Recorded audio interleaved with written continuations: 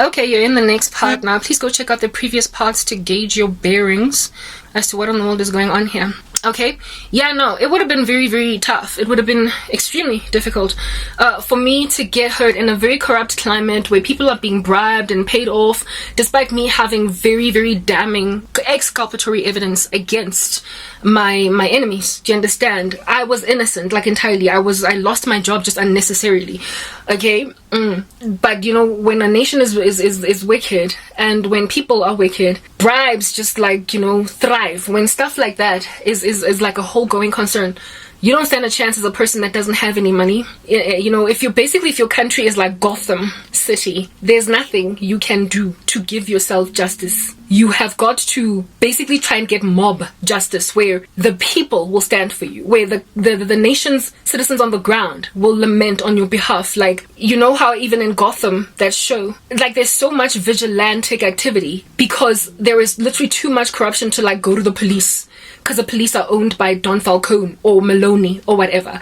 That's what I was dealing with. I was dealing with an Arkham, not Arkham, sorry, but they might as well all have gone to Arkham. I was dealing with a Gotham City type corruption, where unless I got vigilante support behind me, the mob, like literally people looking at the case, I was not going to get anywhere. It had to be a case that was made public sufficiently enough for people to wag their heads and essentially attempt to get disbanded from their positions of authority. The people who would insist that I am guilty, or that would insist on throwing away an innocent woman's future. If I gained public support, they would not, like a judge would have been pressurized by the fact that he would obviously, or she would look obviously corrupt if he or she voted against me, basically like ruled against me, right? So the reason that I had my YouTube channel was in order to create some kind of following for myself, using my YouTube channel and my blog, my WordPress account, to create awareness. Do you understand? That people might be behind me, that if they vote against me, the nation would lament, moan, groan, mourn, complain, all that jazz. That's what I was sitting on. That was my strategy. It's always been my strategy from the get-go, because I knew that they would run me around like a headless chicken in court, drain my finances for years, put me under that kind of pressure until I eventually give up. The only way I imagined that I was going to get anywhere with this was via the mob, the public. They had to know, so I had to raise awareness on my YouTube account. I made that clear. I communicated that because I've always believed in transparency as a Christian. I don't believe we have to hide under corners, because we are covered by a holy God who, if anything, says we overcome the devil by the blood of the Lamb and the word of our testimony. Do you understand? So I am not for these people who claim that monitor. And I did a 34-part, remember? No, it was, sorry, a 16-part series recently, if at all you've been listening to me, about doctrines of demons. All these people that speak about how because of monitoring spirits, whatever that even means, because of monitoring spirits, you need to basically keep your testimony on the hush hush. Everything that you do, just keep quiet, be silent. Don't tell people what you're doing. The Lord himself will tell his prophets first, his servants the prophets first, before doing anything. Do you understand? And that is that glory might accrue to him, that when their prophecies eventually come to pass, it might be clear that the Lord has spoken. So when the Lord gives me ideas and like breathes into my spirit understanding, I vomit. I speak, or if he gives me a strategy, I speak, or that ultimately people who were watching me, listening to me in the run-up to, who did not have faith and belief, when it does come to pass, they will know that the Lord did speak to me.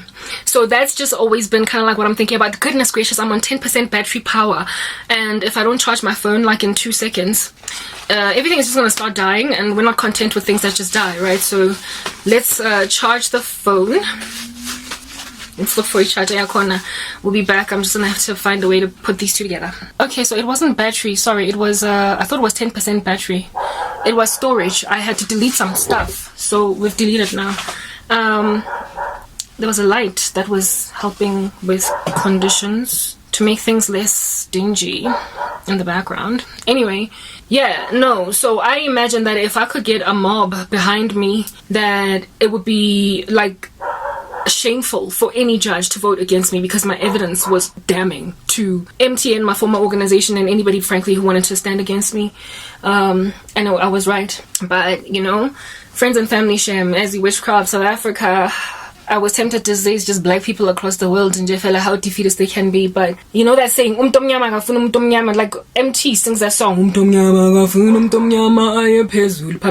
that basically means a black person does not want to see another black person get ahead. But at this, like, I realized that it was likely not even about black people as more than it was about Christianity, about the fact that the devil does not want the message of the cross getting out there.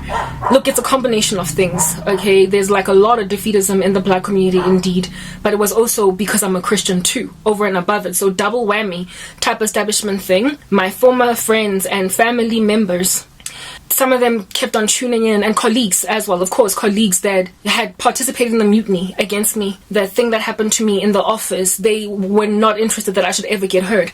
Everybody was literally gathering together against me, Patong. And I'm like, but God, I'm not even that special. Why me? Why must I be the only person just going through so much nonsense?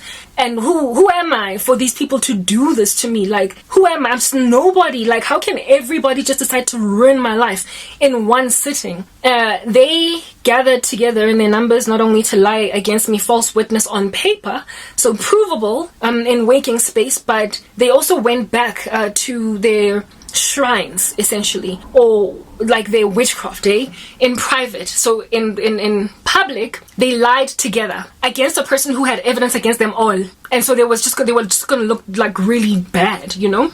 And then they went and they put witchcraft on the case, listening to me carefully, intently, what I'm saying in my video. So basically speaking the glory of God and what he has told me needs to be my strategy. Every strategy that I have walked in, the Lord has been the one to give it to me, right?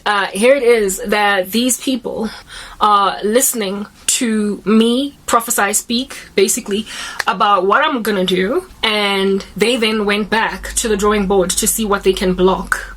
All of these people that keep on saying monitoring spirits, don't speak lest people should block your prospects. Literally, you will never give your testimony until then. And there are, what do you call this? There's paraphernalia in the occult, by the way, that people use in order to listen in on people's conversations. Not only that, you're gonna end up saying absolutely nothing just because you want to get a job, and so you don't tell anybody that you've prayed to God about this and he has shown you in a dream and a vision that is basically yours. Like, when at what point is prophecy ever going to be shown as belonging to the Lord if you don't speak? That's always been just my thought. Like, literally the prophets of God were known to be rather big mouths as opposed to silent knights type setup thing, chilling, like, you know, what do they call those guys, like scouting or staking out a building in silence just so they can eventually hit their target. We are people of a communicating tongue. Ours is to testify. Do you understand? Monitoring spirits, whether or not they exist, and maybe they do. The occult, these mirrors in the occult, these things, these what do they call, like in little calabashes, they look at people's faces, what they're doing, watching them. Yeah, they're gonna do stuff like that. Even though I do believe that if you did that in a Christian household, you would likely just burn. You would likely see just nothing but fire. But these things happen. But however, you can't just keep running from them. Okay, move on.